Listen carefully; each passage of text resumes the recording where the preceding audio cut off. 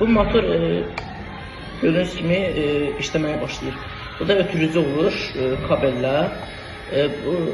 Bu batarya nə qədər güclü olursa motor da o kadar güclü kullanılar. Nə zayıf olursa, sürəti az olursa o kadar da motor zayıf aşağı sürətdə kullanılır. İndi bununla nə edəcəyik? Bununla indi bir təmizləyə bilərik. Məsələn, sizi paslayır. Bəli, təmizləyir. Əla. Çox incə.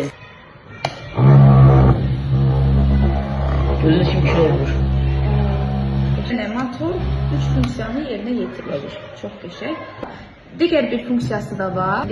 Bura batarya güclü qoşduqda duracaq batarya deyilir bataryanın adı. Bura 4 duracaq getsə, bura telefonun adapter yeri salınır. Orada USB deyilir. Üstü kimi yazılır. Bunu saldıqda telefon zarfaya qoya bilir. Yəni telefon 0%-dən 50%-ə qədər ola bilər. Bəli, əla.